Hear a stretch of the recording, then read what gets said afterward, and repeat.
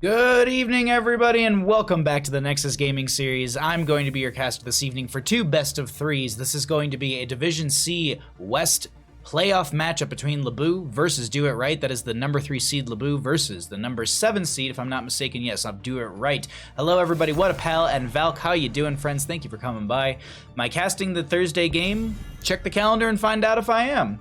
Because I usually pick up all my games way ahead of time, but, you know, I'm sure you're sitting there at home and you're wondering what else I'll be casting, what else I'll be doing, but first off, you're probably wondering how we got to Volskaya Foundry.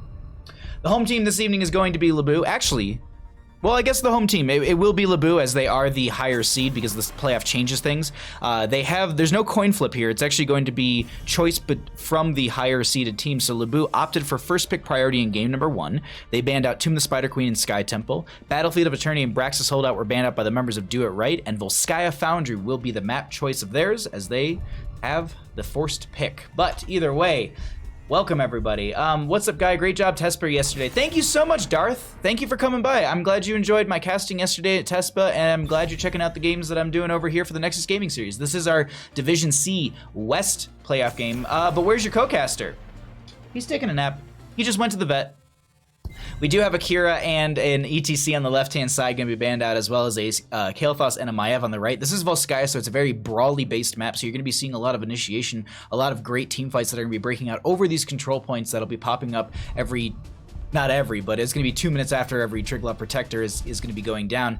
We do have a first pick Joanna coming in here, and this is actually something it's been prioritized in any league, in any rank, any division.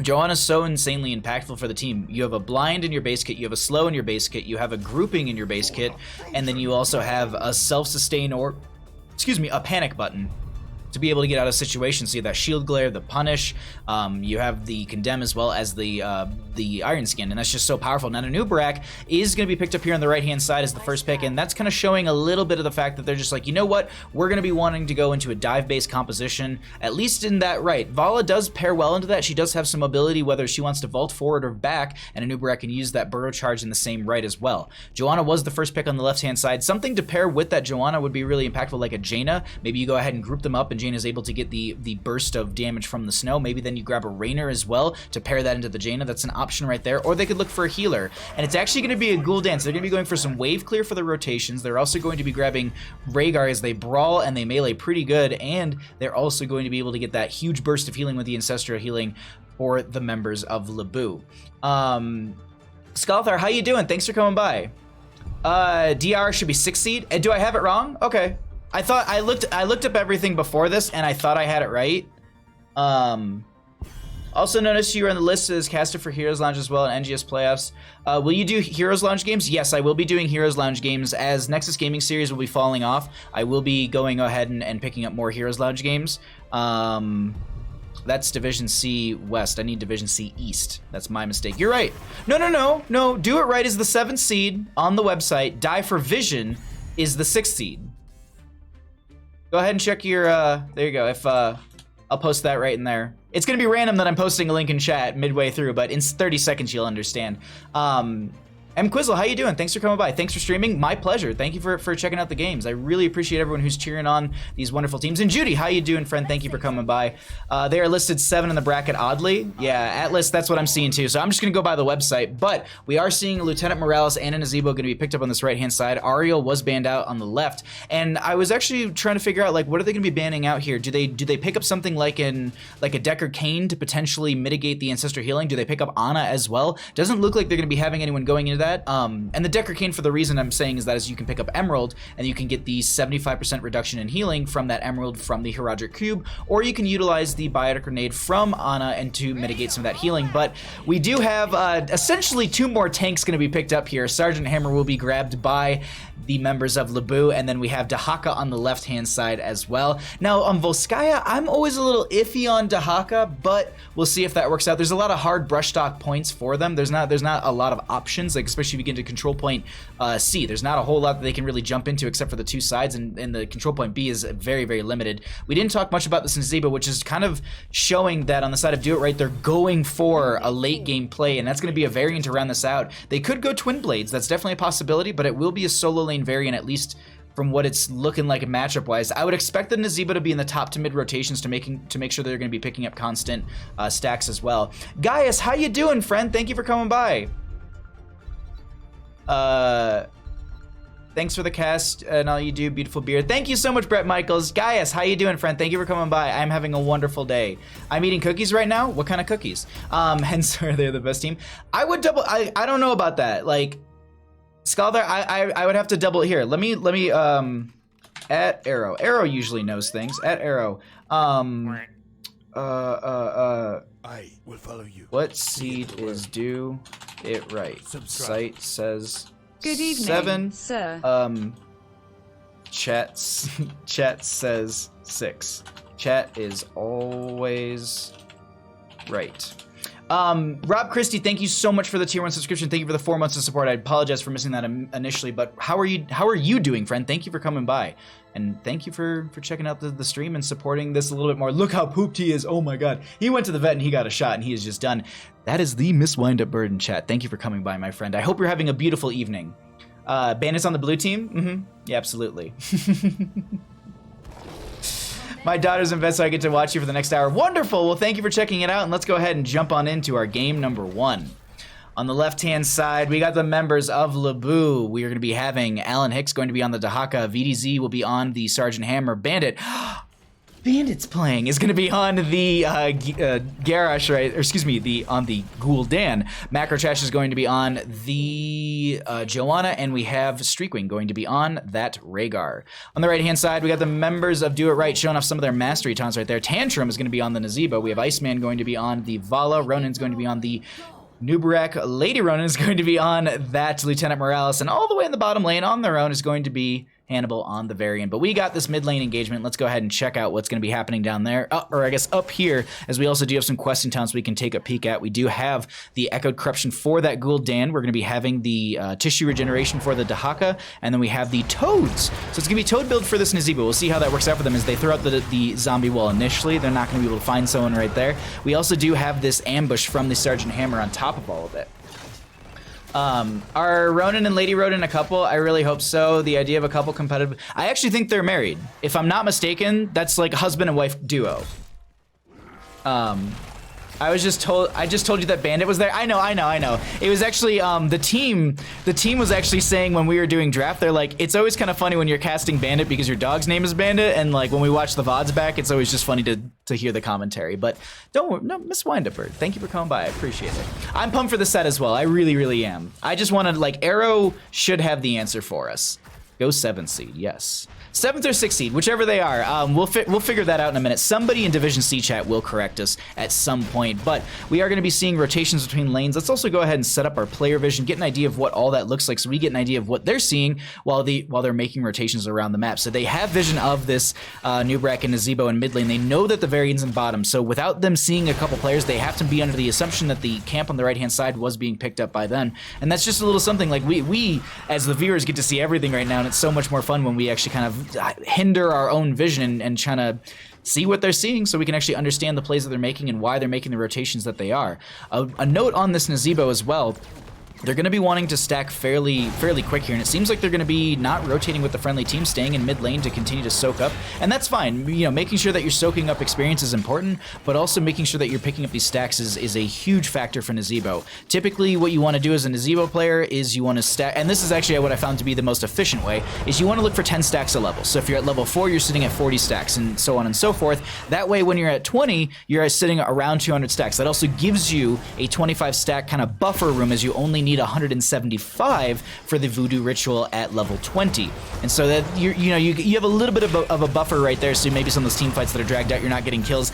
Speaking of, minion kills, but speaking of kills, we actually have the Vala going down. First Blood will be going over to the members of Lubu as they continue to make some rotations into the top lane, pick up a little bit more experience as they want to try and deny a Nubrek from getting the clear into this top lane, so that way it pushes out during the objective phase. Joanna will be rotating up here as well. Varian already on the point, going to be a little bit early, but it looks like they're actually going to be going into mid lane for the clear. One thing we didn't highlight on all this is going to be Twin Blades Varian. Hello? Twin Blades Varian. let's see what happens. I saw the Lieutenant Morales come out, and then I saw that Varian being picked up in the last slot, and I'm like, do we get a Stim Drone Twin Blades Varian? And I didn't want to say it in draft because I didn't want it to not happen, but it looks like it's going to be happening.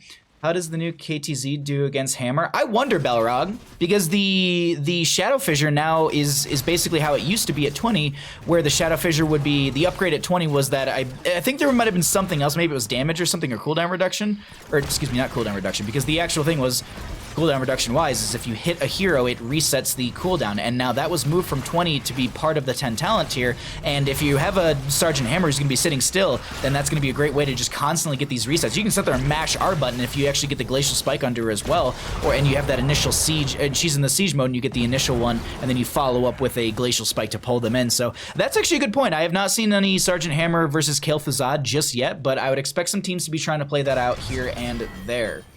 Naz is actually an unconventional counter to Hammer. She doesn't get out of the wall unless double. Yeah, that's very true. If you can step forward and you can throw out the wall and get that range, that's perfect for you. Some players actually do go into the things of the deep so that you have that extended range, so you can play a little bit safer and you're not walking up to the enemy team. But realistically, you know, they don't have a ton of control outside of the Dahaka as well as that Joanna, but they will be dropping their turret right there on the side of Lubu. Ronan taking a lot of damage. I don't think they have a burrow charge to get out, and that will be Ronan going down to the Gul'dan, finishing out that last little bit of damage towards the end. 7 talent here for both these teams, as the first Triglav Protector will be coming up in favor for Lubu, and will they be able to take more than just a front gate? They've had the Sergeant Hammer, and look at that right there. Yeah, that was exactly what chat was just talking about, with the Sergeant Hammer being getting imprisoned with that zombie wall. But I'm glad that we have this. We get to see some Nazeebo play in our first game of our first best of 3 series of the 2 that we have happening. Yes, there is another best of 3 series after this one at 7 o'clock PDT, and that's going to be for the Division B West. But we got ourselves this Division C game, and let's continue to get into this. We'll also take a peek at some of those talents now. Look at this. Lady Ronan throwing that concussion grenade and just trying to push them further away. Excuse me, the oh, I can't remember the name of it, but either way, that is going to just be them, VDZ being forced back. But they do have the Hover Siege, so it's not that big of a deal at this point. It's not like they didn't pick up Hover Siege, and now they have to sit there and well, I guess, unsiege and then re-siege up. But either way, they do open up this front wall. They do take out the well, and that's really what a lot of teams want to prioritize in this top lane, and especially with this this first Punisher of the game. First one is gonna more or less just open up the map for you. You're not looking to get structures. Maybe if you were able to pick up a couple extra kills, that'd be a great way to then maybe siege in further. But this is a safe play. They got the well in the front gate and top. They got the front gate and mid, and so this is at least the top lane. The lane sustains a little bit more difficult during that control point B. That should be popping up around the 8-minute mark in our game. I think it might be a little bit after that, or maybe even a little bit. I think a little bit after that. I might have counted that too soon. But we do have 10 talent tiers on the left-hand side, and we'll go ahead and get a look at what those look like. Ancestral Healing, BFG for the Sergeant Hammer. No Napalm coming out for her. We have the Isolation from the Dahaka, Horrify from that Gul'dan, and a Blessed Shield from the Joanna. A lot of good setup, a lot of great follow-up, and also a little bit of control if they do try to dive onto that Hammer or try and maybe get into the backline onto Bandit right there, because everyone knows you got to keep Bandit safe. Brandflakes, how's it going, bud? Thanks for coming by. Ryokai as well. Zuzuball, how you doing, friend? Anyone I might have missed or anyone lurking, thank you for being here. Thank you for cheering on these teams. I appreciate all the support. I love you all very, very much. We got great games. Control point B, not available just yet. We do see them breaking off to the left-hand side and going for this camp on the siege camp to push into top lane. And meanwhile, Dahak is just going to be in bottom lane, just trying to push this up. And there's really nothing that's going up against them, as we will focus on the vision for the blue team right now. And you can see that that's also going to be Dahaka finishing the tissue regeneration 7 minutes into the game. Very early on that one. Very good as well to be able to have that extra. I believe it's okay, there we go. It's Essence. I for some reason I thought it was regeneration. I was like, no. It's not regeneration. It has to do around essence. But huge tongue drag onto Ronan, who does have the burrow charge right out of there. Horrify pushes them right back into the enemy team, as the healing from Lady Ronan won't be enough, and the Nubrak goes down. Iceman does get the vault right out of there. That will be the stim drone thrown onto them. Alan Hicks goes for the tongue drag, but they don't make it. That's going to be the spooky slappy ghost going to be coming out from the Nazeebo as they manage to pick up 10s themselves. That Ravage Spirit will be used here and there. I believe it's an 90-second cooldown. Yes. And Web Wrap from the Anubrak, Rain of Vengeance from that Vala. We have Stim Drone, as we saw from Lieutenant Morales, and Varian will be going into that shield wall upgrade. They already have their heroic, as it will be the Twin Blades. Zebo back, Vala back, everyone ready at full health. Ronin's going to be back in lane as well. And they're posturing in top lane, and they're also going for these rotations continually on the side of Lubu, and this is just going to be a great way to continue to bolster up their experience and stay ahead as they've got themselves a solid level lead right now.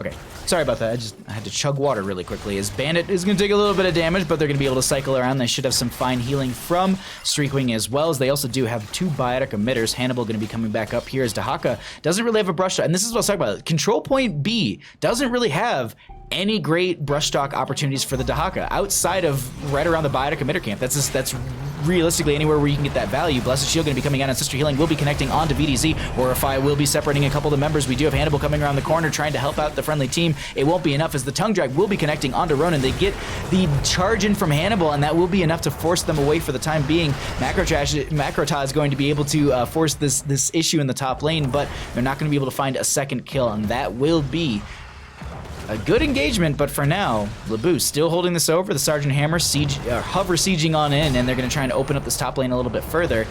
Tantrum just going to be poking out a little bit here and there with those toads. They did finish the Pandemic at level 1. I was like, gigantic toads. I'm like, that's not right. That's this one. This is what I'm thinking of. Yo, Ghost Bear, how you friend? Radically Dreaming, how's it going, bud? Nice, Bahamas Dog made it into an NGS team, and yeah, it's sad when Nexus Gaming Series players choose your dog over the caster. But I mean, he is probably the better one of the stream, but that's going to be a lot of damage being thrown out, but no major targets are going to be falling too low. Lady Ronin doing a great job of managing her energy right there as the stim drone. I just heard it go out onto Iceman, and I was like, wait, am I not seeing this right? Huge Rain of Vengeance coming out as well. They're trying to push in the damage. Iceman is going to be taking quite a bit themselves as they are forced back. Varian will be picked off by the Rhaegar, who gets that dive in with the bite. Triglav Protector going over in favor for the members of Lubu, and can they take more than just the fort with this? They've got a lot of opportunities for this top lane. One will be dead for now, that Varian, for the next 14 seconds. I would expect them just to clear out the top lane fort and then rotate into mid and try and open that up further and just work their way down into control point C, or excuse me, the bottom lane. That way that at least they have the periodic catapult and the passive experience gain within the lanes.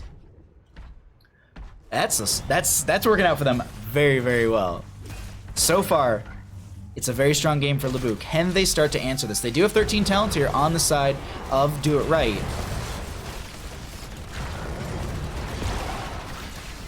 And they'll be able to take out a mid lane fort once again. Now they move into bottom lane, trying to do the same thing. 34 seconds still in this Triglav Protector.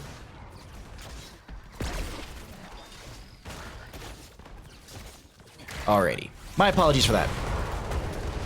We will be seeing this Triglav Protector move in, and I highlighted this over the weekend a ton on the Volsky games that we had, but removing the lane sustain in bottom lane is insanely impactful, especially in top lane as well when they were doing that for Control Point B. During the Control Point C phase, it's going to be a lot more difficult for them to sustain in this lane because, well, if you want to walk back and get your mana, you can see on the left-hand side they got a well over there, but on the right, they're going to be needing to they're going to have to actually rotate. Well, for now, they're going to have to rotate back into mid because they still have this, but realistically, they're going to be having to probably go back all the way to their keep, so that just throws them out of the battle, and it's just a little bit of an advantage for the members of Lubu, and it's definitely something you want to be taking into your own game on Volskaya Foundry, as we'll be making rotations for some of these camps. We do have the Triglav Protector going down. I didn't look at the exact timer, but I believe it's 2 minutes 30 to the announcement, so we're looking somewhere around the caster math 14:30 mark, somewhere maybe a little bit before that, when we get the next Triglav Protector announcement. So until then, it's going to be looking for experiences. They want to close that gap between the two teams. It's still a solid level lead and then some on the side of Lubu, as Do It Right are trying to find their 16s, but that's going to be 16 already hit for the members of Lubu. And we'll look at these talents here for just a second, and then we'll cycle through some of the other numbers, the healing, the experience, as well as the damage that is being done by these players to get an idea of what else they're doing outside of just these talents, because I'm sure there's quite a few people who are wondering what the Vala damage looks like, as she has gotten 2 stim drones already. The Sergeant Hammer siege damage has probably been very, very impactful. And once again, we're going to jump over to the blue side vision. They can see quite a few members are in this top lane. This is their vision. They know Anubrex in mid. So while they said everyone's in top, we can count one in mid, let's go ahead and siege into bottom lane. They're going to have to rotate down. Looks like they're just going to go and trade these out right now. Let's go ahead and jump onto the vision for the left hand, or for the red team as well, as they can see 5 down in this bottom lane. So they say, let's rush it, or let's race it. But wait, are we okay? Do they see this as well on the side of the blue team? Hold on.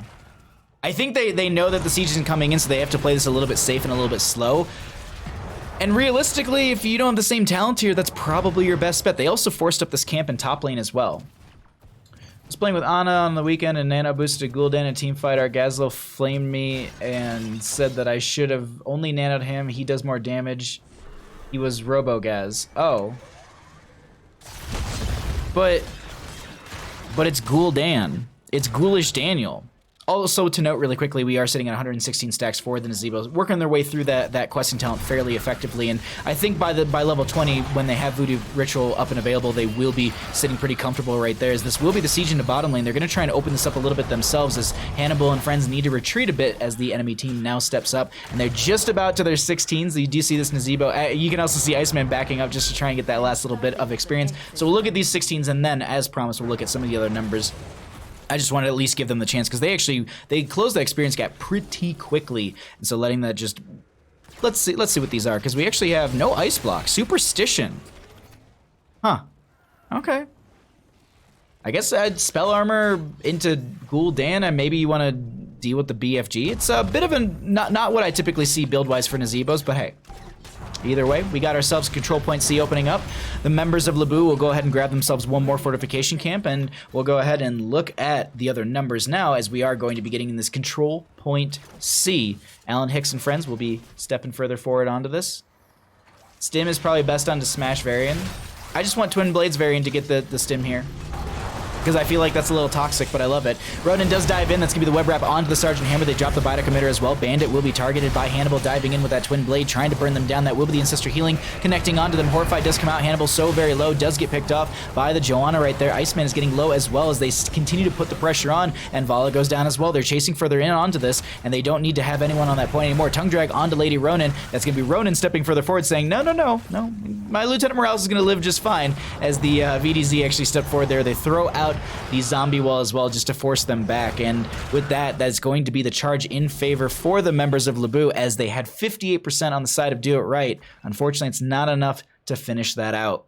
And now we see the Gul'dan, oh my god, the Dahaka sitting on that point. Will be able to charge that up for the friendly team. We're going to be having this fortification camp grabbed as well on the right hand side. Double catapults will be in top lane, so they're going to have to deal with this at some point. And it is still even talent tier as well. But the members of Do It Right are banking on getting to 20, and if they can end this before 20, that's a really, really smart play and a really great play for the members of Do It Right. But look at this. Look at Ronan right now with a huge flank. You can see the retreat pings are coming out. They're trying to stun them out. Dahaka with the brush shock in as well. The burrow charge is a little short right there, but that is going to be the brush shock, and the contagion, I think, thrown onto what? Actually, contagion not even used. There it is. Isolation. Am I looking at the wrong talent right now? Either way, let's actually continue on this. Ronan does get the burrow charge. All right, Hannibal taking a lot of damage. They should have a shield wall stack, and that will be them using it right there. Triglav Protector is going to be held out at 83 to 58%. It's getting closer and closer. Okay, it is Isolation. I honestly mix up those two heroic talent icons all the time, and I'm like, I saw the cooldown go out, but I didn't see if it connected onto anyone. Oh, okay, so Ektar in Nexus Gaming Series updated me. DIR is 6th seed. If you check the actual tournament bracket on the tab, the standings doesn't reflect the head-to-head scores between teams. Nexus Gaming Series, please. How are you gonna juke your casters like that? Top lane camp is going to still be pushing in here and getting some great value from them. They still don't have the 20 talent tier on the side of Do It Right, but they're going to try and make a risky play here and go in without their 20 talent tier and just dive into the backline. Look at this. They're going to be looking at the Sergeant Hammer. They did pop the Iron Skin as well, or excuse me, the nano-plated coating right there, as they do get the Gul'dan picked up. VDZ gets burned down immediately. That's going to be the Ravage Spirit getting a lot of damage onto this, as they're just sitting in the middle of the lane on this Nazebo. Streakwing will be able to make the run for it, and looks like they're going to be able to deny this Triglav Protector with a huge flank. That is a massive play coming out from Do It Right. They definitely did it right there, as they were able to get the dive onto those two members and blow them up, and now they force back this Triglav Protector. They did lose their keep in bottom lane, but still, that could have been game ending, and I'm glad that we got this game to continue out a little bit further. Also to note, we do see this top lane getting pushed back a little bit, as I'm trying to see on the map. what's the best play for them? I mean, they don't have 20 talent here. They could play this aggressive. Trigger Protector is still up. Seems like they want to try and push up this top lane a little bit further, and maybe even control point a Trigger Protector that will rotate through could be the end for them. But as long as they can get to level 20, I think that's what they're looking for on the side of Do It Right. Or if they can get an early end. Granted, Sergeant Hammer's up in 8, and they have the Gul'dan up in 5. I think it was just to trade out the keep, so at least there's pressure going out against that team as well. All right, while we have this moment, I'm going to quickly just update everything so we have the correct information on stream. My apologies that we're just sitting and staring at a minion wave. I hope there's no battle happening right now on the map. Please be no battle. Okay, cool. Yeah, they just went for a camp. We updated everything, so there we go. My apologies, everybody. I assumed that the standings would have the correct ranking because that just makes sense in my brain, but my apologies. Thank you for catching that, everybody, and thank you for getting that. We got that fixed for you all. 20 talent tiers right around the corner, and they're just retreating. They want nothing of this. They just want to get to 20s. They want to fight with the Nazeebo stacked, which, speaking of, Nazeebo sitting at 153 out of the 175 stacks necessary. This is what I was talking about earlier about getting that 10 stacks per level. Regardless, they won't be too far off from it. Once we get through these talents and these stats, we'll be able to get an idea of what those 20 talent tiers look like, but we will be having one more control point opening up. I didn't look at the timer, so I think we've got another minute 30 before the announcement, maybe a little bit more than that, maybe like more like 2 minutes. That's what I'm thinking. Something like 2 minutes sounds right. Somewhere around the 21:30 mark in the game. And we do see the top lane just being pushed out a little bit further.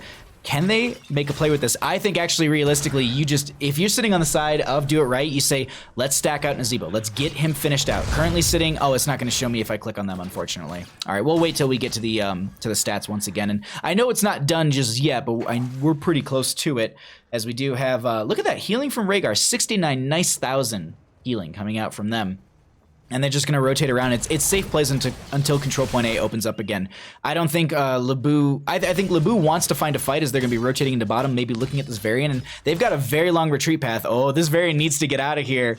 They've got some protection. Look at the rotation. I like the way that they're backing out of this. They're going to take the long way around instead of going straight through this middle area as well. Oh, man. If Arrow's in chat and don't apologize. He's mid-raid. No, dude, have fun. All right, we have 171 stacks. They'll be able to get this minion wave. Should be all that Nazeebo needs.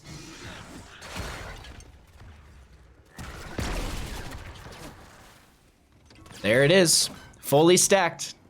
20 minutes and 52 seconds. We are going to be having. Let's see. I'm just trying to. So we have 336. This is just going to be so much damage. Oh, I love the Voodoo Ritual when it actually gets stacked and we can see the poison damage applied, but that's going to be control point A opening up once again. 13 seconds. They're going to push up this top lane a little bit further.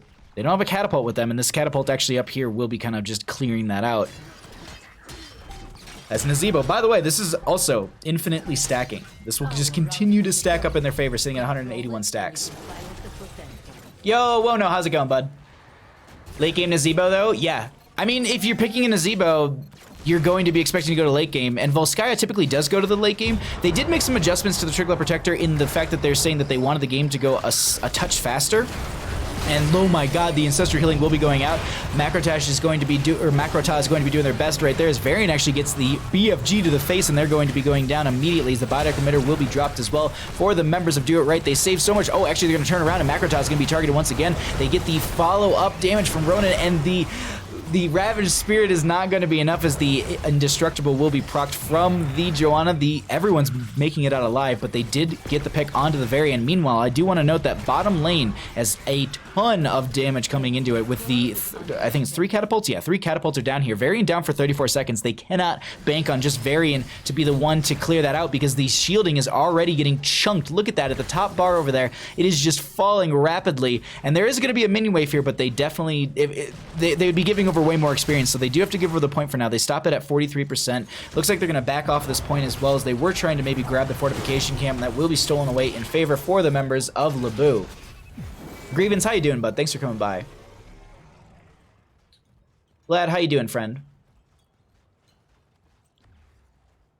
Does anyone else? I'm just trying to also skim through some talents here. No one else has any other quests and talents or anything that needs to be completed. Everyone has finished out any quests and talents necessary, but do it right. They got to make their way into this. They're going to clear out another wave down here, and this is a bit of the issue with this catapult or this keep being gone. You just have constant catapult pressure coming in, but they are going to be going for the invade, and let's go ahead and jump onto the vision for the blue team, see what they're seeing, and they know that there's running over here. They're going to be seeing the Lieutenant Rouse coming in as well, and we'll pull away the talents and get an idea of what this final fight could potentially be, as that is going to be the banner out from the Varian. Huge Blessed Shield coming out from the Joanna. That was the Gul'dan being web-wrapped, and the team is still not here. Tantrum is actually not joining in the team fight. There they are. They're going to be dumping in some toads right there, and I'm a little surprised by the play from that. I'm surprised that Nazeeba wasn't further forward, just trying to be able to get a lot more burst into the enemy team with all that poison damage, but that also will be Gul'dan finding the kill into the Jaina right at the end of that. Lady Ronin, turns around, and that's going to be Rhaegar diving in and gets the bite, and that will be the kill right there. Control point A, fourth Triglav of the game. Looks like we have a GG already being called, but hey, you never know. Defenses can happen, but this Triglav is going to be pretty powerful 24 minutes into the game. Seems like they'll be able to just smash onto this core, and I would expect this to be the game going over to the members of Lubu. This Triglav Protector is way too powerful. The Rocket Glove comes out as well, and that's game number 1 over to the Lubu. GG. Well played.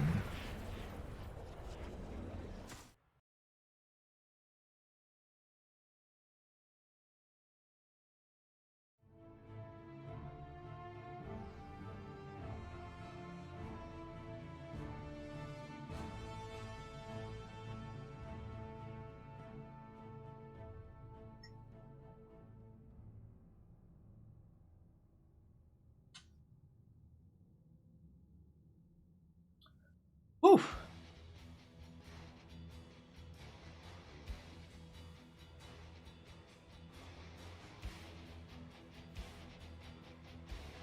Okay, cool. Sorry, I'm just making sure I'm not missing messages. Back to NGS. Okay, cool. Yes, you're correct, but the standings of the number of points tiebreakers come later. Tournament page is manually entered and reflects the correct positioning. I see. Okay. So yes, we do have Lubu as the number 3 seed and Do It Right as the number 6 seed. Okay, apparently when I say okay, cool, my phone thinks I'm asking it questions. Oh, I want to show talents while we got a message out of the teams.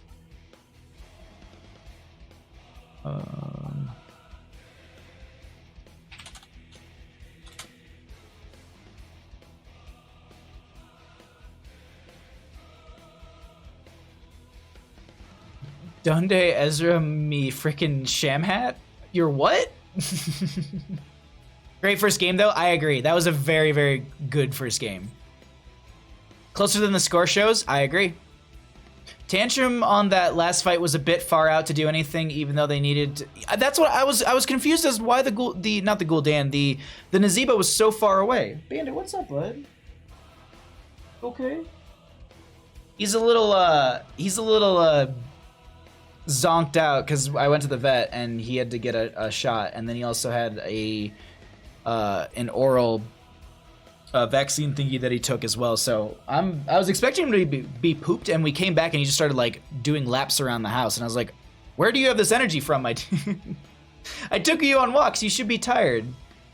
Also, my parents are here, so every time like the door opens, he gets all excited because he's like, oh my god, they're here, they're back. I get to go hang out with them. Oh, Esta, that's fine. But yeah, we got our first game. That's all done, and we're gonna find out what they want to do map-wise in just a moment here. While we are waiting for this, thank you all so much for supporting the stream and hanging out and cheering on these wonderful, wonderful teams. We are going to be getting into game number 2. If you do enjoy the content you're seeing, this is the first time you're here, welcome. Please go ahead and do yourself a follow and follow the channel as Undead Wampus has done right there. A great name as well. It's a Wampus. Let me send them another message. Maybe they didn't see it.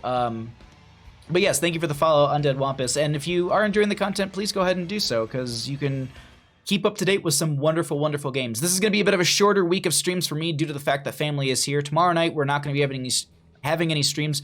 Wednesday night, we've got some options for what we want to do. We could try and jump on and do the Heroes Hype Grand Finals and Semifinals, I believe. We could be hosting that on this channel, or we could just do more Nexus Gaming Series playoffs. Let me know in chat what you want to see, honestly. We could be doing We could do Hero Snipe or we could do NGS. I've actually got opportunities for both, so I'd say it's what the audience wants. They literally could not see anything or press any buttons. Aha. They had a 4 or 5-man contagion. I actually missed that completely. Do it right, not die for vision, just being confused over here. Oh, you're fine. Thanks for noticing. Absolutely, Alan Hicks. That's my bad. I was just going by what was on the website. Why is Ronan not... Hold on. Let me message someone else in the team.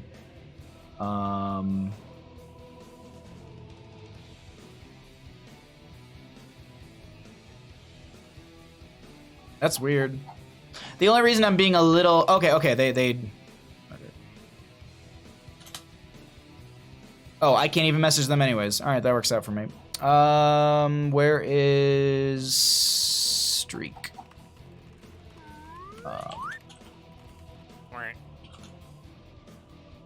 Yo, Lazy Hydra, thank you so much for the tier 1 subscription. Also, yeah, don't forget, it is September, so if you do want to get yourself some fancy Asmopogs, some finger guns, some oh my gods, and you want to get yourself a nice little gilded beard, go ahead and drop that $249, I think it is. Right? Isn't that what it is? Yeah, it's and the nice thing is as well for streamers is we get full, like they're not cutting our revenue in half as well. So and by our revenue I mostly mean Bandit revenue, because that's pretty much where all this subs are pretty much going to Bandit at this point. We've just been ordering bark boxes with them with the Twitch payouts we've been getting. We've just been ordering like 6 months of bark boxes at this point. So we've got the next one should be coming up fairly soon. And so what I'll do is, like, when I get that, I'll announce that I got it, and then I think we'll do a bark box like opening in between some sets like a week later, so that way we can at least hype it up and let everyone knows that he's got a bark box and he's gonna be a cute little boy for like half an hour on stream. But Lazy Hydra, thank you so much for the sub. I very much appreciate that. Also, I saw you in that chat on Sunday. Thanks for cheering on some wonderful teams.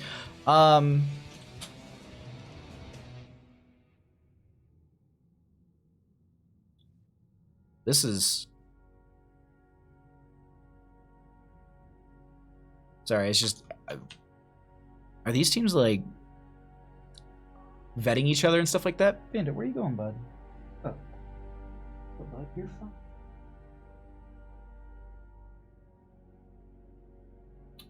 That's gonna be by them. All right. Okay, cool. I have a map. We can go to it. Let's go ahead and get that all going, because I would like to get into more games, because I am itching for more games.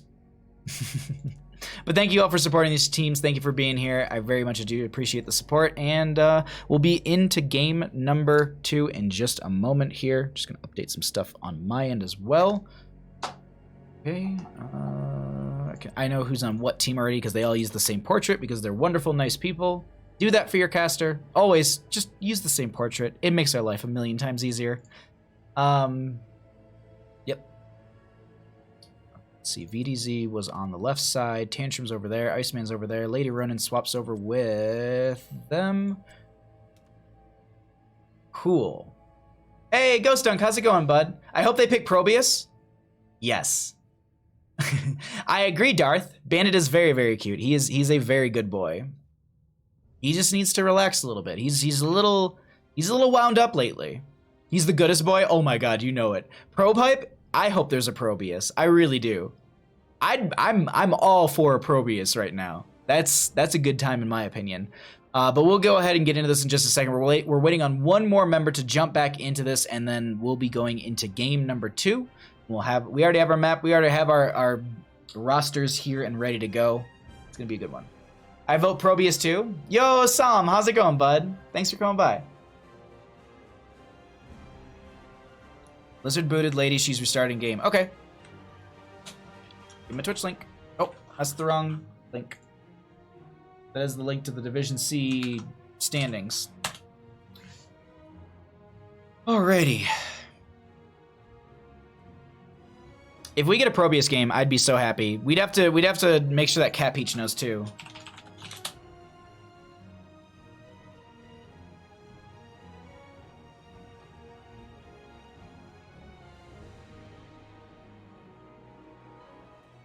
Is Probe the one pick to get to your heart? Nah, the one pick to get to my heart is Asmodan. Is Blizzard planning on doing a Probius rework anytime soon? Not to my knowledge. I know that they are going to be doing a Tassadar rework soon. I would expect that to be coming up probably like soon. Like, if not this week, maybe next week, right? Lubu is ready. And then ready from them. Okay, going. Good luck. Have fun.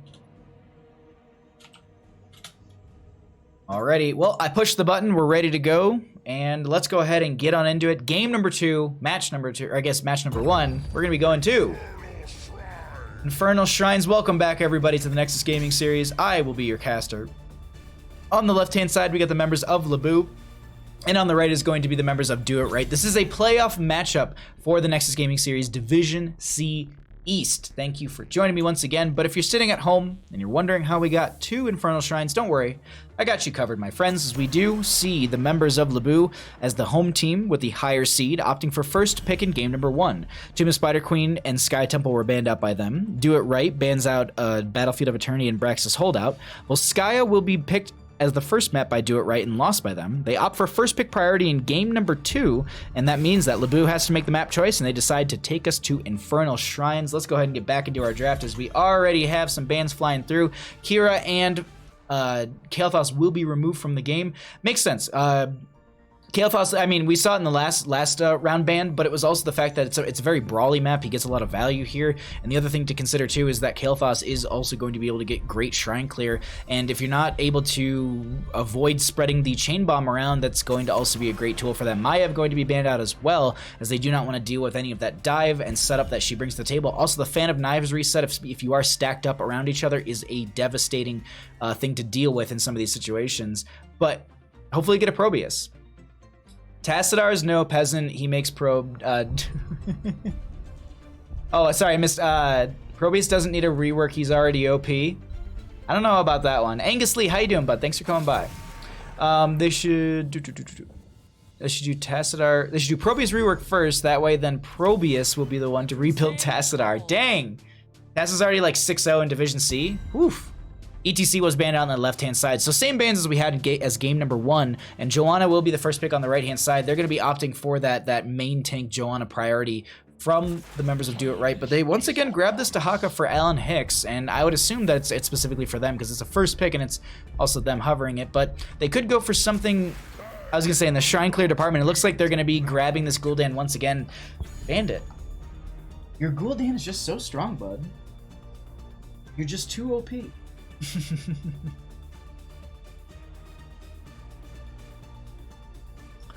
And then we have this Joe on a first pick on the right. We could be seeing something like a Stukov or Alexstrasza that pairs really, really well on a map like this to be able to get the... I will fight to my last breath. Can we get some Asmopogs in chat? That's it. That's all we need. Just Asmopogs in chat. That's it. Back to the desk. The members of Lubu lost the game. We're going to be going to game number 3. Just kidding. Let's go ahead and we'll continue in our draft right now, as this is... Draft button, please. There we go. All right. So we are going to be continuing into the draft, as we do see this is... They need wave clear, and I'm actually surprised they're getting rid of the Vala. Something like a Jaina would be actually pretty powerful into the Azmodan. A lot of players then say, like, well, you're basically doing double mage, and I get that, but it does also prep the way for Azmodan, and you're going to be able to stack a lot quicker. Unless you get something like a Azul, maybe, just to continue to have that quicker... wave clear will be very, very impactful, but Sergeant Hammer will be removed. They don't want to deal with that once again. Her range, her poke from a distance was just way too much. Yes, Darth Cherrywood. I am so excited about this. We have an Azmodan. Sorry I don't have that. That's okay. You don't have to apologize. I understand. Honestly, I was about to be like, well, you could get it if you subbed in for September, but like, that's not me. Like, thank you for just being here. Seriously, like it means more that you're here and just watching the games and supporting these teams in the channel than me getting subs. That I really don't care about the money that I make from streaming. I just want to give you all great games. That's honest to God all I care about. We do see the Muradin and the Lucio being grabbed on the left-hand side, so some dive aggression, some setup as well, some speed boosting from this Lucio as well to maybe chase into some of those lower health pool heroes, but Hanzo and Zul will be rounding out the draft, and that Zul is something what I was thinking might work out with the Azmodan. Hanzo did get a little bit of a change on the explosive arrows, so we might be seeing them go into the scatter arrow phase. Yo, Wono, thank you for so much for the resubscription. Thank you for the tier 1 for 3 months. Thank you so much, my friend. Also, Zuzubal, thank you for the follow as well. I really appreciate that. Bahamu one Asmopog. Thank you. And Zuzubal, thank you so much for the follow as well. I appreciate that. Raynor will round out the draft on the left-hand side as they want to just have that consistent sustained damage out from them, and they also have the Hyperion for some extra push pressure on top of it. I'm offended that Bandit isn't playing Greymane or Rhaegar. Here's the thing. Bandit's my boy, and I'm a Horde boy, so I think he just wanted to be an orc. Just wanted to be an orc. But yeah, oh my god, he's like this, like in between pooped. Like he's like, I want to sleep, but I want to play, because he keeps like lifting up his head and like getting up and then just like sitting back down. He's all tuckered out from today. But once again, thank you for the support, everyone. Thank you for watching these teams and cheering them on. We are going to be loading into game number 2 in just a moment. And do not forget that we have another best of 3 after this one, starting at 7 o'clock PDT. That is going to be between the members of Uncomfortably Numb versus Reborn Knights White. And that also will be a, I actually have to double check on that, because I might be wrong on the standings, because I went off the standings page for those numbers. I'll have to double check the tournament bracket for Division B. But either way, we're loaded in here. Well, I thought we were. I missed one of the players was still loading in. But either way, we'll get into it in just a second. All right, we got ourselves a game. I'm just itching to find out what this Azmodan does. On the left-hand side, we got the members of Lubu up 1 game in our best of 3 series. Makrota is going to be on the Muradin. We have Alan Hicks going to be on the Dahaka. VDZ will be on the Raynor. Streakwing is going to be on the Lucio, and Bandit once again on the Ghoul Dam. On the right-hand side, we got the members of Do It Right. We're going to be seeing Hannibal on the Zul right there for the top lane. Iceman's going to be on the Hanzo. Tantrum will be on the Rhaegar. We have Ronan on the Joanna, and Lady Ronan on the boy. The third best boy, Azmodan. Let's go ahead and get on into our mid lane, as we do see Gluttony for this Azmodan, going for the cooldown reduction. We also do see Redemption for the Hanzo, going to be getting those 12 stacks to get faster auto attack speed. So they're looking to get some armor reduction into these enemy members, and to get said stacks, you're going to have to get 2 basic attacks off against the same hero within 10 seconds. That way you can stack up to 12. It's not a very difficult quest, but definitely something that takes a little bit of patience and posturing and making sure that you're not going to be stepping too far forward. You can see them actually looking for VDZ right there, as they were just trying to continue to get that stack off onto them. Let's actually go ahead and jump onto the vision for the members of the red team, as they will continue to throw out a little bit of vision, or a little bit of poke in between the rotations, so they do see who's going to be stepping up, but they don't catch them right there, as that's going to be Iceman getting picked off immediately. Hanzo, first blood of the game. Lubu coming out very strong. Hanzo also will be having those stacks reset, and they're going to be back down to 0. Josh Sill, how you doing, bud? Thanks for coming by. I'm glad to see Bandit getting some playtime. He does a hard job from the analysis cushion. Exactly. The hardest job. When Baja asks for Asmopogs in chat, you give him Asmopogs in chat. Thank you so much, Bono. I appreciate that support, my friend. Thank you. Alrighty, I just want to jump onto someone who doesn't really have a questing talent or a marker over the enemy members' heads, but this Azmodan going to be working through that questing talent at level 1, as well as their baseline 400 stacks necessary for the increased damage. And then actually, Zul getting tug dragged into top lane, but they actually have the bone prison thrown onto them. I'm a little interested. Yeah, this is going to be a slower rotation between bottom and mid, so we're going to watch the top lane a little bit. Actually, Hannibal doing a bit of double duty and soaking? Or maybe they're just coming down to clear this out a little bit faster. Huh.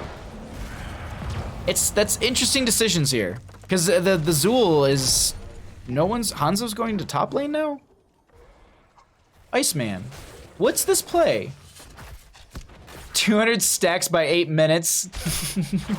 I don't even think I do that. And he's my favorite character. He didn't have any stacks to lose. Oh, okay. I just assumed Hanzo had at least 1, but that's not the case, as I'm being updated by chat.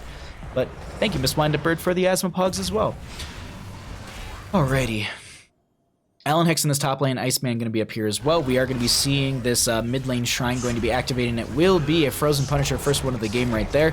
39 stacks on that Asmodean, 2 stacks for the redemption on the Hanzo. Maybe going into Alan Hicks might be a little bit easier for them for those autos, as they're going to be sitting in the lane a little bit, not really too worried about the Hanzo. We also see them going into the Sharpened Arrowhead as well at level 4 to reduce the armor of the enemy members. And it looks like that we do see the Asmodean going into the Army of Hell, so they're going to be summoning the 2 demonic warriors.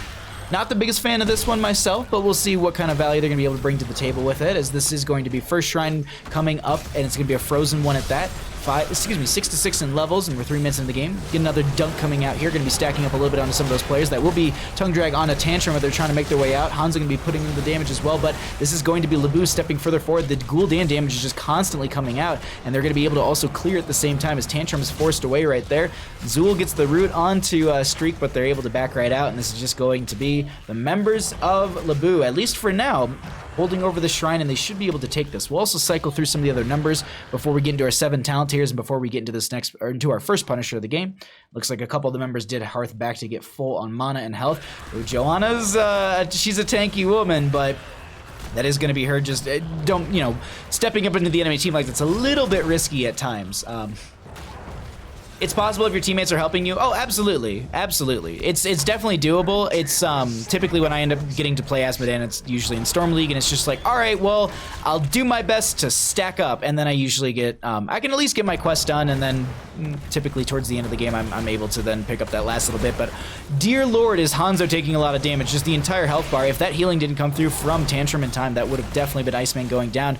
But the Punisher now working its way in through the mid lane, going to be locking down the tower, but looks like they're going to just take the front wall of this mid lane, and that will be Raynor in top lane clearing out. Dahak in bottom lane going for a camp down here as well, and 7 talent tiers will be achieved for both these teams, and we'll go ahead and take a peek at those in just a minute as we have our kill counts coming up as well. It's only been 1 kill, but at least you can see who got the assist as well.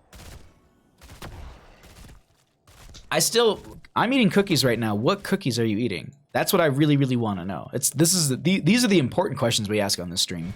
We also do have the Shaman Camp going to be picked up on the left-hand side a little bit early here. Typically, you want to grab this and have it during the objective phase, so that way the enemy team needs to deal with it. And also, the other thing, too, is it's going to be an Arcane Punisher popping up in this bottom lane position in about 1:30, if I'm not mistaken. So we should, grabbing this a little bit later would be beneficial, since it's across the entire map, and it's a little difficult for some of the players to then... They have to make that hard decision. Do we fight over the objective, or do we go and back into top lane, or at least split our team into top lane and get that clear really, really quickly? Zul will be coming up here as well to try and push this Shaman Camp back a little bit faster, as it will be the Impalers grabbed on the left-hand side and the Impalers grabbed on the bottom lane by Do It Right. Iceman playing with Frost, yeah. I was hoping Hand Soap died there. Oh my god, Glad.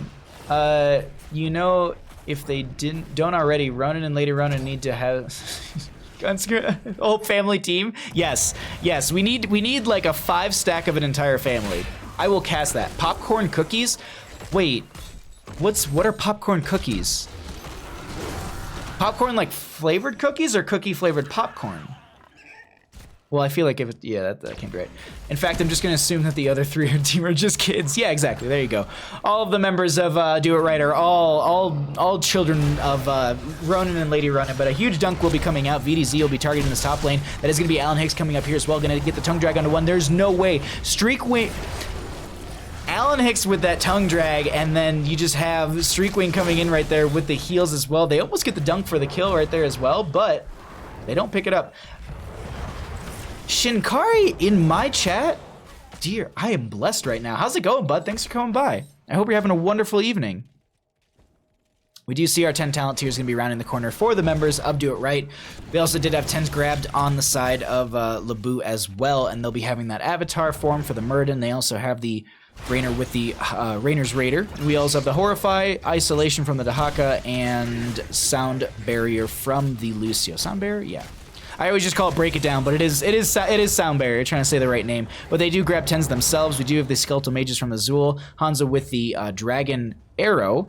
We are going to be seeing the Ancestral Healing from the Rhaegar. No Bloodlust this game, and we do have the Azmodan with the Tide Sin, Tide Sin? Yeah, Tide of Sin, as they get a huge dunk onto the members of Lubu. Makrota is not going to be able to get the Ancestral Healing in time. Excuse me, that was actually Ancestral Healing onto another one of the players. I somehow swapped that around right there. No Break It Down was used there, and I guess that is going, Sound Barrier was used there, and this will be, I would assume this is Shrine in favor for the members of Do It Right. It has to be. I just don't know. I mean, Murden's up in 5, but they're already more than halfway through. Tongue Drag in the bush right there, just blind just to see if there's any way that they could be able to find a player. But we are going to be seeing them step further forward on this 32 out of the 40 necessary for the members of Do It Right, and they're going to be... Oh, Horrify comes out as well. Break It Down was used by the Lucio. The Hannibal very, very low. That's going to be Streakwing chasing them around, but the Arcane Punisher is picked up by the members of Do It Right, but they lose the Zool right before this. That is also going to be Dahaka finishing out that Tissue Regeneration. They are going to be battling in this mid lane with the Punisher onto them, and that's going to be Alan Hicks having to try and get their way out of there. Tantrum will be able to... Actually, is going to be knocked back as they were starting to aggress onto the Dahaka right there. Hanzo also going to be finishing out that Redemption Stave. Way, way quicker attack speed. You can actually see all those autos coming out from Iceman. Going to be able to put in that damage a little bit quicker. Also, they have the armor reduction with that sharpened arrowhead. And that's going to be a great way for them to consistently whittle down some of these members and then help out the friendly members to then burn them down. But with all the mana being removed and used up, they're going to have to hearth back. And this was a fairly effective first Punisher for the members of Do It Right, second Punisher of the game. And they're going to be trading out 1-for-1 so far on those ones. Doing well, got back from Yosemite today, took a nap, and I'm feeling swell. Wonderful. I put popcorn into my baked cookies, kettle corn in fact. What? Also, it is high five. I thought you were saying that they picked high five. I was like, wait, no, they didn't. Oh, you're telling them to. 145 stacks. They're getting there. They're definitely getting there. Actually, 168 at this point. At least 30 seconds ahead of when you posted that, because we are in a bit of a delay right there. The if the ability is called Soundwave, why does he say it's time to Soundwave it down? I see what you mean. Yeah. I see what you mean. Laughing underwater. That'll be the reason they lose, is the stacking from Azmodan? Are you saying that the stacking is not quick enough? I mean, it is like, typically you do want to finish your first 200 stacks by 10, but I don't think they're too insanely off from this. They will be getting the value pretty effectively here. This is also going to be a top lane Mortar Punisher coming up in a minute or so, as we also do get that dunk coming out from the Azmodan. They're not getting the quickest clear, but they're going to be working their way slowly into that realm right there, as it is 13-13 in our talent tiers. And Dahaka continues to soak out through mid lane, making sure the experience is coming over in their favor. Let's actually jump through some of the other numbers, experience, and damage that we have seen so far in this game. Must be a bug. Lucio needs to scream out the name of everything he does. Push off! Yeah, exactly. That makes sense to me. Oh god. Chat, you're too good to me. 13-13 in our levels. We do have 2-1 in kills, so it's not a big bloodbath of a game that we do that we soared ahead in game one. There was quite a few trades in that first game, but I think a lot of these players are just kind of waiting patiently for them to be able to pick up this next Punisher, at least get the advantage for top lane. And we already see that speaking of advantage, they're going to be grabbing this Shaman camp to push into top lane further, so that way they can at least open this up. And if they do grab the Punisher, they can push past the fort and maybe look for a keep front gate, if not a keep. Hannibal does come up here to get a faster clear as well. Going to be going to the double slice for a bit of a more wave clear and just something else or more ability damage within the wave, and a little bit more poke within these shrines as well. We'll be also popping that bone armor as well. Not sure which one they went into. I think they took Backlash. I might be wrong on that. We'll double check in a moment. But Shrine's activating in 20 seconds. Alan Hicks is going to be backing off. Zool pushes up the lane a little bit further, but they're going to be able to easily clear this out before he even gets much tower damage, or if any at that rate. They're not stacking properly. Azmodan is just throwing balls into full health waves. Joanna needs to Zool. Yep, yeah. They're not prepping waves at all, but in those situations, it's a little difficult. That is also going to be 97 stacks on set Azmodan, so if they were able to get, I think it's 2 or 3 heroes here, yeah, that's going to be easily stacking over. Oh, they also did go into Art of Chaos too, which is way more stacking. Break it down. Excuse me, Sound Barrier was used by the Lucio. Hello, Alan Hicks. Okay, that's going to be Dahaka getting launched across the map. So that will be the 1-for-1 trade on the Zool for the Dahaka right there. But Ronin might be the next target as they get another Asthma Dunk out there as well. They did finish out that level 1 quest, which means they're going to get 0.5 reduction on the Globe of Annihilation from hero hits, and then 0.25 seconds from when you're hitting minions. But we're going to be seeing this shrine, I would say, going over in favor for the members of Lubu easily.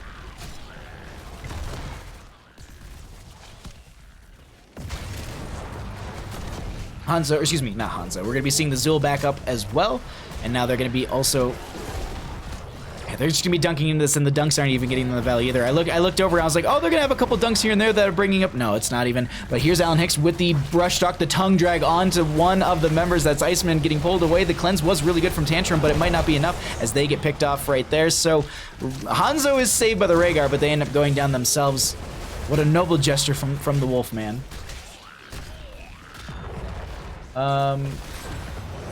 If they really were in disaster, they probably should have given up first Punisher on stacking. That's definitely a possibility. But now that they're getting in that later half, like before the subjective started, they had, I'd say they picked up solid 50 stacks during the subjective phase.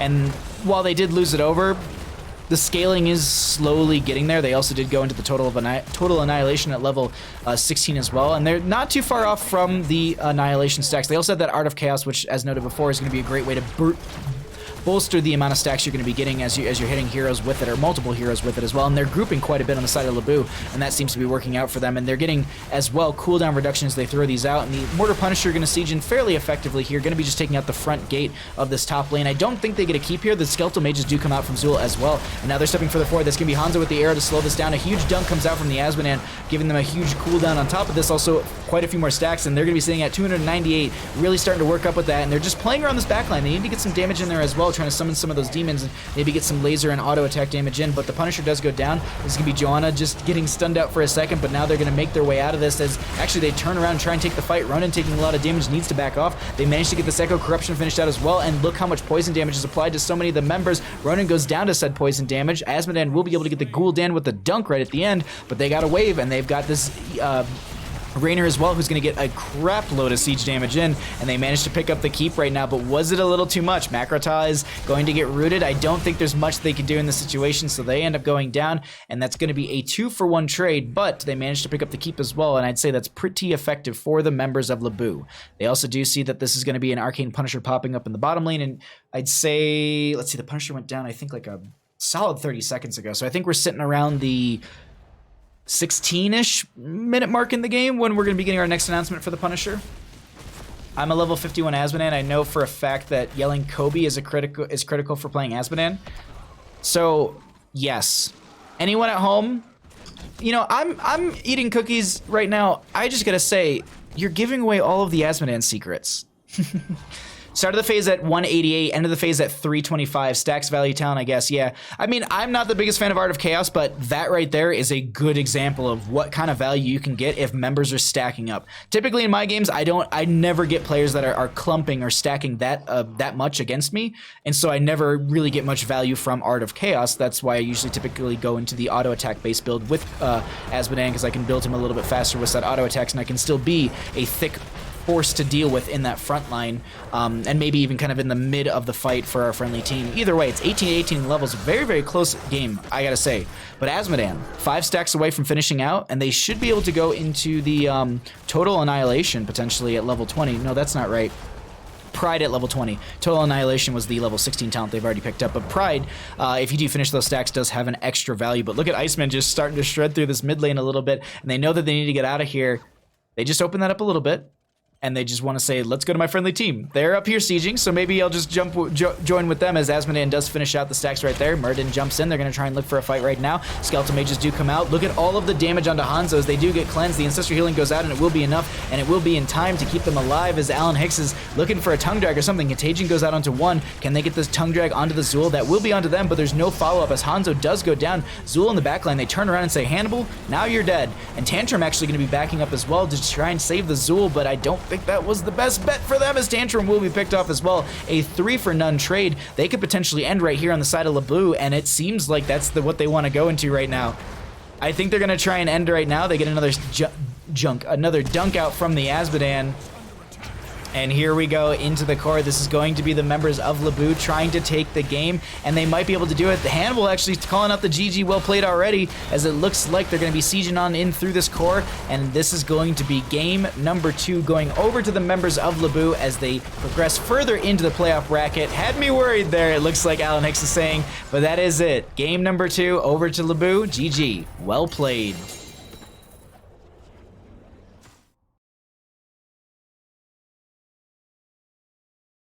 You don't know how you feel about the auto attack Hanzo?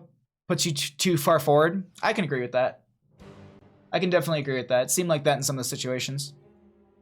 Let me update the team score.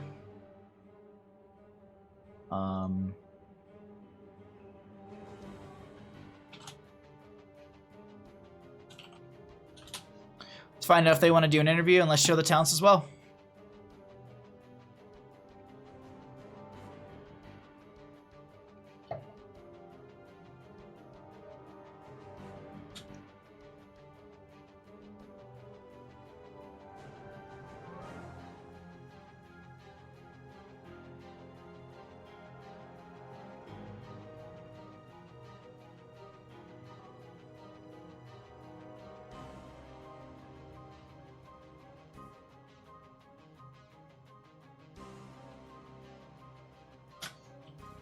All right, we're gonna get Alan Hicks in here in just a second. Let's show you the stats once again, and then we'll get the Dahaka main right in here. Great stram, thank you, I appreciate that.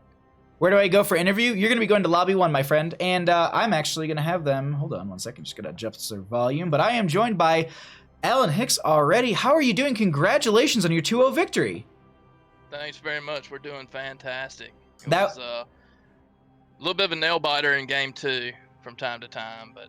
You know, let's jump over to that really quickly, because the Asmodan was something that I was really excited about, and it was starting to scale really effectively as the game went on. Was that something that you as a team were worried about, like them getting to 20 and really hitting that major power spike, especially with the increased damage that you can get at level 20 with Asmodan, or were you just like, it's the Zool, it's the Hanzo, it's the Joanna, you didn't really care about the Asmodan? The Asmodan was something we were worried about, and we know that Lady Ronan has played Asmodan a good bit.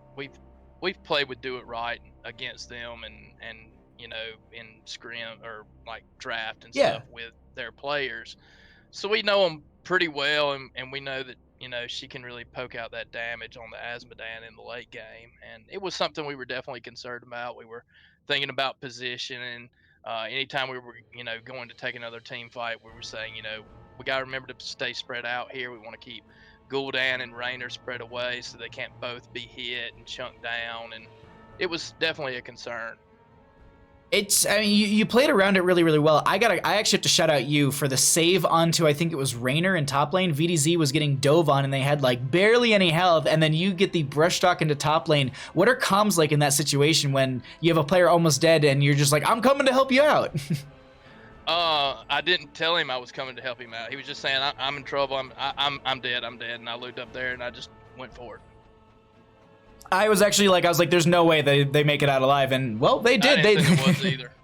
They definitely did make it out alive. And now let's jump back into game number 1, Volskaya. It was a pretty dominant map, and it was their map choice. That looked like it was a fairly comfortable draft for your team. Was it just that, or was it just the momentum was there, the communication was on point? Can you talk about game number 1 and your synergies that worked out really well for you? Yeah, we just really showed up today. And to be all fair, Do It Right showed up and they played fantastic. I agree. Everything was clicking and firing on all 8 cylinders today for us. Sometimes, you know how it is, sometimes you have good days, sometimes you have bad days. Today was a great day for us in regards to that. And, you know, we had a draft that we liked. We knew, you know, they have their most of their success on ETC and Johanna, and with the first pick, you know, we decided we're going to ban out the ETC because that's their best tank, and we'll first pick the Johanna and put them into a position where they have to go on a new Barak or Diablo or something else that they're a little less comfortable. Not necessarily that they're less comfortable, but that their win rate just hasn't been there this season. So that was our plan going into that draft there, and then, you know, we were able to pick up you know, solid picks all around. We also knew that Rhaegar was their top healer in terms of success. I think they played 7 games with Rhaegar and won 6 of those. So in game 1, we were able to pick away the Rhaegar pretty early, which is why you saw it go in the first round in game 2. I think is they wanted to make sure they got the priority on that support. Oh yeah, no, they wanted that support really, really bad. Now, this win is going to be putting you up against, I'm trying to see, let's see, okay, so you actually, ooh, it's even determined, so spoiler to anyone in stream, but this is going to put you up against Die for Vision, so Do It Right versus Die for Vision, so 6th seed is or excuse me, you're going to be going up against the 7th seed. Any trepidation about that? Anything you're gonna like? Is it just like, all right, we go back into research mode and we just study them and we figure out what their high win rates are and what their low win rates are and try and play around that? Yeah, it's the latter. Okay. We've played them only once before, and we don't play with those guys in drafts, outside NGS, or really, we don't know that team all that well. Ooh. Like we know Do It Right. This is the first season when we've played Die for Vision now. We had a really good series against them, went 2-0 during league play, so we feel a little confident there, but we're not going to be taking them lightly. They got to the playoffs for a reason. Oh yeah, and then they beat some good teams, and yeah, no, I agree. Just jumping up to the top of the bracket really quickly. If you had a choice, the 1st seed versus the 4th seed, Bugin Squad, Winky Face is the 1st seed, and Bugin Squad is the 4th seed. Either of those, like if you were to, if you beat Die for Vision, is there a team that you're more excited about trying to go up against? Like, would you rather go up against? We would all probably rather go up against Bugin Squad than Winky Face. Okay. Because Winky Face is just so darn solid. I feel like we can beat them, but our odds are better against Bugin Squad. Winky Face has just played on a different level this season. Well, we'll see if we'll see how that matchup works out. But first, you guys have to go up against Die for Vision, I believe, next week. But this has been such a great game, such a great interview. Before I let you run out of here, any shout-outs that you'd like to give? The floor is all yours, my friend. Yeah, first of all, that game should be this Thursday. This Thursday evening. Oh, okay. Yeah, 3 or 4 of our guys live in Florida, and with the hurricane coming in, this game was given a delay. Mm-hmm. So this is actually last week's game. This is the first round game. So the second round game will also be this week. Makes sense why all the other games are already reported. And I was like, man, this is perfect. We can talk about the bracket. Oh, that makes sense. Okay, yeah. Exactly. So, yeah, shout outs to the rest of my team. Everybody played pretty darn solid. Matthew had a great Blessed Shield on the C point in the first game. We had some good fears in the second game that were able to get some kills. Everybody had really great positioning throughout the game. Street Wing plays like a god again on every support. And shout outs to you for casting, and to our friends over there at Do It Right. I wish them better luck in the next season. Well, thank you so much for the interview. Thank you so much for the games. I cannot wait to see how you do up against Die for Vision later on this week. And best of luck in that game if I don't catch it myself. But you have a great night, my friend, and congratulations on your 2-0 victory.